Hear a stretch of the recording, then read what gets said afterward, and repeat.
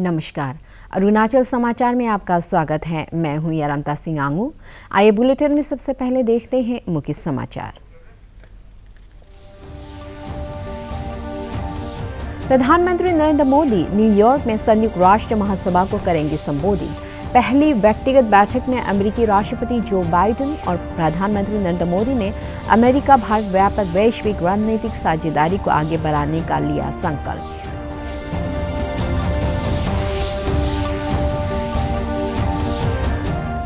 पंडित दीनदयाल उपाध्याय की जयंती पर देश भर में भाजपा द्वारा सेवा संकल्प कार्यक्रम के तहत गरीबों को वितरित किए जा रहे हैं राशन। प्रधानमंत्री नरेंद्र मोदी, केंद्रीय गृह मंत्री अमित शाह और अरुणाचल प्रदेश के मुख्यमंत्री पेमा खांडू ने पंडित दीनदयाल उपाध्याय की जयंती पर उन्हें दी श्रद्धांजलि। वर्ल्ड फार्मासिस्ट डे के अवसर पर ईस्ट सियांग जिले के बाकिनपट्टी जनरल अस्पताल पासीघाट में आयोजित कार्यक्रम में स्वास्थ्य अधिकारियों और फार्मासिस्टों ने लिया हिस्सा। राज्य में निर्धारित स्वास्थ्य मानदंडों के अनुरूप रोगियों को चिकित्सकों की सलाह के अनुसार दवाओं को उपलब्ध कराने पर दिया गया जोर। प्रधानमंत्री नरेंद्र मोदी आज शाम न्यूयॉर्क में संयुक्त राष्ट्र महासभा के 76वें सत्र को संबोधित करेंगे। यह महासभा में उनका 7वां संबोधन होगा। प्रधानमंत्री के संबोधन में कोविड महामारी की चुनौतियों, आतंकवाद से निपटने की आवश्यकता, जलवायु परिवर्तन और कई अन्य महत्वपूर्ण मुद्दों का उल्लेख होने की संभावना है। इधर भारत और अमेरिका ने सीमा पार आतंकवाद की निंदा की है। प्रधानमंत्री नरेंद्र मोदी और अमेरिकी राष्ट्रपति जो बाइडेन के बीच शुक्रवार को वाशिंगटन में हुई बातचीत के बाद जारी संयुक्त वक्तव्य में कहा गया है कि 2008 में 26 नवंबर के मुंबई आतंकी हमले के साजिशकर्ताओं को न्याय के कटघरे में लाया जाना चाहिए। वक्तव्य में आतंकवादी समूहों को ऐसी किसी भी सैन्य या वित्तीय सहायता नहीं दिए जाने के महत्व पर जोर दिया गया है जिसका उपयोग आतंकवाद हमलों के लिए किया जा सकता है। दोनों नेताओं ने एक स्वतंत्र और मुक्त हिंद प्रशांत क्षेत्र का आह्वान किया जो समावेशी और लचीला होना चाहिए। अमेरिकी राष्ट्रपति और भारतीय प्रधानमंत्री ने दोनों देशों के बीच साझेदारी को आगे बढ़ाने के लिए एक नई रूपरेखा तैयार करने का भी आह्वान किया। उन्होंने अमेरिका भारत व्यापक वैश्विक रणनीतिक साझेदारी को आगे बढ़ाने का संकल्प लिया। राष्ट्रपति बाइडेन ने भारत की इस घोषणा का स्वागत किया कि वो कोवैक्सीन सहित कोविड के टीकों का निर्यात फिर से शुरू करेगा। ट्रेड का अपना महत्व है और इस दशक में ट्रेड के क्षेत्र में भी हम एक दूसरे को काफी पूरक हो सकते हैं। बहुत सी चीजें हैं जो अमेरिका पास है जो भारत को जरूरत है, बहुत सी चीजें भारत के पास है जो अमेरिका के काम आ सकती हैं। तो ट्रेड भी इस दशक का एक बहुत बड़ा क्षेत्र रहेगा। मैं देख रहा हूं कि ये दशक 21वीं शताब्दी के तीसरे दशक का ये पहला वर्ष, मैं पूरे दशक की तरफ देख रहा हूं कि आपके नेतृत्व में जो बीज हम बोएंगे, इस पूरा दशक हमारी दृष्टि से बहुत ही भारत और अमेरिका के संबंध में, विश्व के लोकतांत्रिक देशों के लिए एक बहुत ही ट्रांसफॉर्मेटिव ये कालखंड रहेगा, ऐसा मेरा विश्वास है। I think that's begun to come to pass, and today we're launching a new chapter in the history of U.S.-Indian ties and taking on some of the toughest challenges we face together, starting with a shared commitment to ending the COVID pandemic.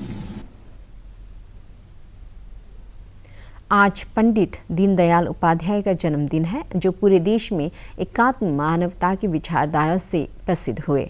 Deendayal Upadhyay को भारतीय जनसंघ की आर्थिक नीति का रचनाकार माना जाता है। पंडित दीनदयाल उपाध्याय जी का भारतीय संस्कृति में बहुत ज़्यादा विश्वास था और वे मानते थे कि भारत में रहने वाले प्रत्येक व्यक्ति की संस्कृति एक ही है। प्रधानमंत्री नरेंद्र मोदी, केंद्रीय गृह मंत्री अमित शाह, भाजपा के राष्ट्रीय अध्यक्ष JP नड्डा और अरुणाचल प्रदेश के मुख्यमंत्री पेमा खांडू ने पंडित दीनदयाल उपाध्याय की जयंती पर उन्हें श्रद्धांजलि अर्पित की है। देश भर में भाजपा द्वारा सेवा समर्पण कार्यक्रम के तहत गरीब और कमजोर वर्ग के लोगों को राशन वितरित किया जा रहा है। इस अवसर पर प्रदेश भाजपा द्वारा राजधानी ईटानगर के RK मिशन अस्पताल और कई अन्य स्थानों पर पंडित दीनदयाल उपाध्याय की जयंती मनाई गई और अस्पताल के रोगियों और गरीब लोगों को राशन वितरित किया गया। पूरा 2 हफ्ता का प्रोग्राम है और ये पूरा अरुणाचल में चल रहा है और पूरा पैन अरुणाचल प्रोग्राम है और ये पंडित दीनदयाल उपाध्याय जी का 105th बर्थ एनिवर्सरी और प्लस मोदी जी का बर्थडे से शुरू होकर दीनदयाल जी का बर्थडे में इसको ख़त्म करें सेवा सप्ताह के नाम से सेवा और समर्पण। हम आने वाला 2022 को हम 75वां स्वतंत्रता दिवस मनाने जा रहा है, जिसको हम अंग्रेजी में सेंटेनरी इंडिपेंडेंस डे बोलता है। तो इस सारा साल को हमने एक प्रोग्राम बनाया, हम लोग उसको पार्टी को समर्पण दिया कि हम लोग सेवा करेगा करके।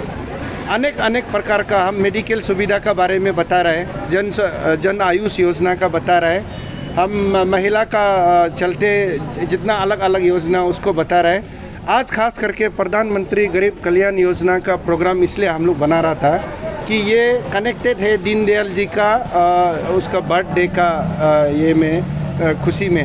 अभी 1 तारीख को नरेंद्र मोदी जी हम लोग को BR अम्बेडकर दिल्ली में बुला रहे हैं, आपको हम ऑन द रिकॉर्ड बता रहे हैं। वहाँ बुला के हमारा इधर जितना पुराना स्कीम्स था, जो सीवेज वाटर प्लान NGT, हम लोग को जो नेशनल ग्रीन ट्रिब्यूनल जो हम लोगों को केस दिया, आपको बीच में इंटरेक्ट किया था। अभी जैसे सीवेज वाटर प्लान हो गया, सेप्टिक सीवरेज प्लान हो गया, ये और हमारा सॉलिड वेस्ट मैनेजमेंट का चलते ये 1 तारीख को मोदी जी हम लोग के साथ बैठेगा BR अम्बेडकर स्टेडियम दिल्ली, जिसके लिए हम लोग मेयर और डिप्टी मेयर और हमारा मिनिस्टर कंसर्न हम लोग दिल्ली जा रहा है। और अमरूद का जो केंद्रीय सूचना और प्रसारण मंत्री अनुराग ठाकुर ने आज कारगिल के हमटिंगला में काफ़ी ऊंचाई पर स्थित उच्च शक्ति के 2 ट्रांसमीटरों का उद्घाटन किया। 10 किलोवाट क्षमता के आकाशवाणी और दूरदर्शन के ये ट्रांसमीटर समुद्र तल से 13,300 फीट की ऊंचाई पर स्थापित किए गए हैं।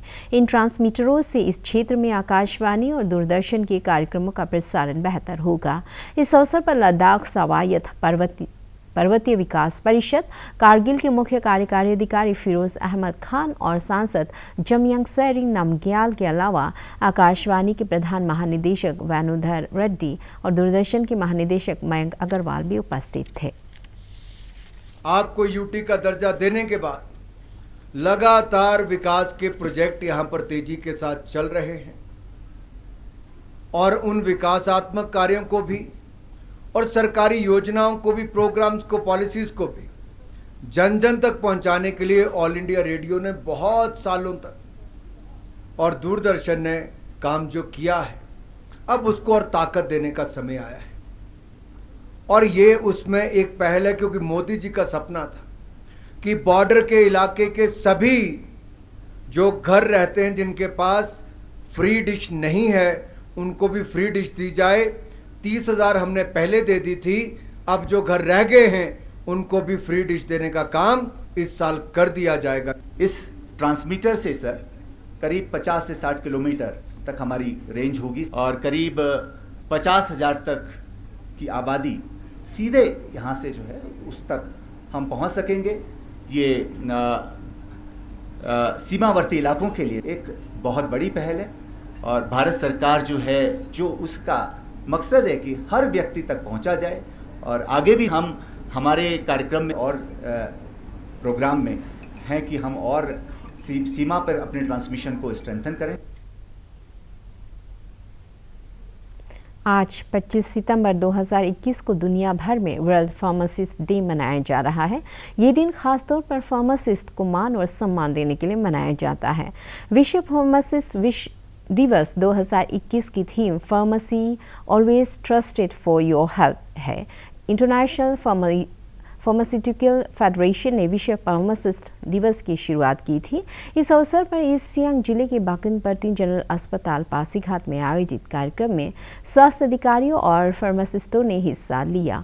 राज्य स्वास्थ्य सेवा विभाग के संयुक्त निदेशक डॉक्टर डी रैना ने कहा कि दवाओं की उपलब्धता सुनिश्चित करने और चिकित्सकों द्वारा दी गई पर्ची के अनुसार रोगियों को सही दवा देने फार्मासिस्ट की अहम भूमिका है।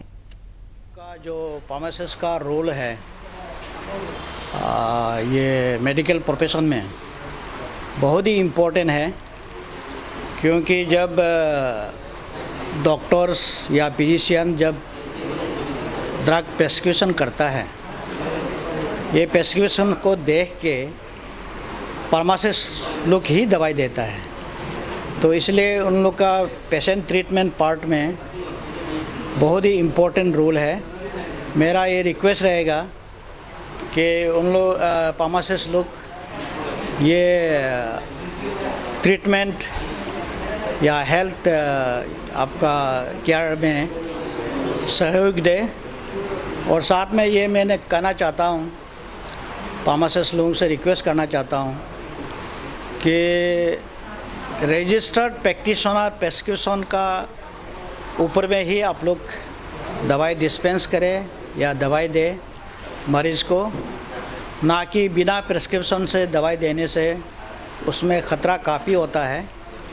क्योंकि प्रधानमंत्री नरेंद्र मोदी के नेतृत्व में केंद्र सरकार देश के गरीबों के उत्थान के लिए अनेक कार्यक्रम चला रही है। प्रधानमंत्री गरीब कल्याण योजना, आवास योजना, उज्ज्वला सहित केंद्र प्रायोजित विभिन्न योजनाओं से गरीब और कमजोर वर्ग के लोगों के जीवन स्तर में सुधार हो रहा है। पेश है एक रिपोर्ट। गरीबी हटाओ बरसों तक बस एक नारा था, वादे थे, दावे थे, पर गरीब तो कदम कदम पर हारा था। कोई गरीब मरने के बाद अपने बच्चों को विरासत में गरीबी देना नहीं चाहता है। गरीब से गरीब माँ बाप भी अपने बच्चों को गरीबी विरासत में देकर के जाना नहीं चाहता है, वो भी उसको कुछ देकर के जाना चाहता है। सरकार ने सपना देखा, सौगात नहीं मांगी, उसने तो मांगी थी बस हिम्मत, मेहनत और पसीने की एक एक बूंद की पूरी कीमत। गरीबी से मुक्ति का मार्ग सौगातें बांट करके नहीं हो सकता है, उनको सामर्थ्यवान बनाने से हो सकता है। आज बैंक में खाता है, खाते में पैसा भी डाला है, सपनों के घर ने जिंदगी में इंद्रधनुषी रंग भर डाला है। केंद्रीय सूचना और प्रसारण मंत्री अनुराग ठाकुर ने शुक्रवार को लेह के सिंधु संस्कृति केंद्र में पहले हिमालयी फिल्म महोत्सव का उद्घाटन किया। यह महोत्सव 5 दिन तक चलेगा। इसे आज़ादी का अमृत महोत्सव के सिलसिले में आयोजित किया गया है। इस दौरान 12 हिमालयन राज्यों और केंद्र शासित प्रदेशों की फिल्में दिखाई जाएगी। लद्दाख के लोगों के साहस की प्रशंसा करते हुए श्री ठाकुर ने कहा कि इस क्षेत्र ने कारगिल का युद्ध देखा है और इसलिए पहला हिमालयी फिल्म महोत्सव लद्दाख की फिल्म से शुरू हो रहा है। भारत का शानदार स्वाधीनता संघर्ष आधुनिक विश्व के महानतम संघर्षों में से एक है। दूरदर्शन समाचार द्वारा प्रसारित किए जा रहे आज़ादी का सफर में आज हम बात करेंगे स्वतंत्रता सेनानी प्रफुल्ल चंद्र सेन के बारे में।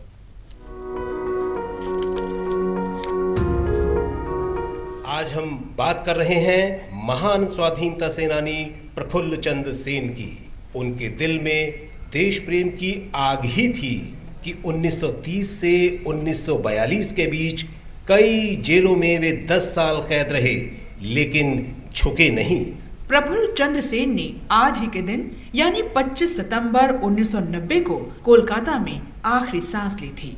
आजादी के आंदोलन के अप्रतिम सेनानी सेन जमीनी लोकतंत्र और आत्मनिर्भर ग्रामीण अर्थव्यवस्था की गांधी की सोच के प्रति आजीवन प्रतिबद्ध रहे। सेन 1962 से 1967 तक पश्चिम बंगाल के मुख्यमंत्री भी रहे। प्रफुल्ल चंद्र सेन का जन्म 10 अप्रैल 1897 को बंगाल के खुलना जिले के सेनहाटी गांव में हुआ था, जो अब बांग्लादेश में है। स्नातक की उपाधि प्राप्त करने के बाद वे उच्च शिक्षा के लिए इंग्लैंड चले गए, लेकिन 1920 में महात्मा गांधी का भाषण सुनने के बाद उनकी सोच बदल गई। उन्होंने विदेश में पढ़ने की योजना छोड़ दी और महात्मा गांधी की अपील पर असहयोग आंदोलन में शामिल हो गए। अरुणाचल प्रदेश में शुक्रवार को कोविड संक्रमण के 30 नए मामले सामने आए और 55 रोगी स्वस्थ हुए। राज्य में कोविड के सक्रिय मामलों की संख्या 404 है और रिकवरी दर 98.75% है। शुक्रवार को कोरोना जांच के लिए राज्य भर से 2495 सैंपल एकत्र किए गए। राज्य में शुक्रवार को 18 वर्ष से अधिक उम्र के 1226 लोगों की को पहली डोज दी गई और 9,030 लाभार्थियों को कोविड वैक्सीन की दूसरी डोज दी गई। चांगलांग जिला उपायुक्त देवांश यादव ने लोगों से कोविड टीका लगवाने की अपील की है। उन्होंने कहा है कि जल्द ही जिला प्रशासन सरकारी या निजी कार्यालयों, व्यावसायिक प्रतिष्ठानों, बाजार क्षेत्रों और जिले में प्रवेश के लिए कोविड टीका प्रमाण पत्र अनिवार्य करेगी। अगर इन लोगों को एक्चुअल में कुछ प्रॉब्लम होती तो अभी तक ये हमारे सामने आ जाती। ये जितने भी सोशल मीडिया के फेक न्यूज हैं, मैं लोगों से आज डायरेक्ट कम्युनिकेशन कर रहा हूं ताकि इसको हम खत्म कर सकें और आगे आके टीका उत्सव 2.0 में अपने वैक्सीन को लगवाएं। प्रेग्नेंट और लैक्टेटिंग मदर्स यानी कि गर्भवती महिलाएं और जो बच्चे को दूध पिलाने वाली महिलाएं हैं, और इसके अलावा जिन लोगों का सेकेंड डोज रह गया है, अभी बहुत जरूरी है कि हम लोग इन 2 कैटेगरीज को टारगेट करें और जल्दी से जल्दी इनको कवर करें, क्योंकि जैसा कि मैंने आपको बताया, कब कोविड के केसेस बढ़ने लग जाएंगे पता नहीं चलेगा और तब ये लोग हमारे को कम्युनिटी ट्रांसमिशन रोकने में मुश्किल पैदा करेंगे। इनफैक्ट हम लोग अभी बहुत जल्द हॉस्टल्स, ऑफिसेज में एंट्रीज के लिए। अरुणाचल समाचार के आज के अंक में इतना ही। जाने से पहले आप सभी से अनुरोध है कि कोविड-19 के दिशा निर्देशों का पालन करें, हमेशा मास्क लगाएं, बार बार हाथ धोएं और सोशल डिस्टेंसिंग के नियमों को मानें। कोरोना महामारी से बचाव के लिए आपका वैक्सीन लगवाना भी जरूरी है। अगर आप वैक्सीन लगवाने के पात्र हैं तो जरूर लगवाएं। हम कल फिर हाजिर होंगे अरुणाचल और देश दुनिया की खबरों के साथ। चलते चलते आपको बता दें, आप अरुणाचल समाचार हमारे YouTube channel DD news Arunachal पर भी देख सकते हैं। देखते रहिए अरुण प्रभा। नमस्कार।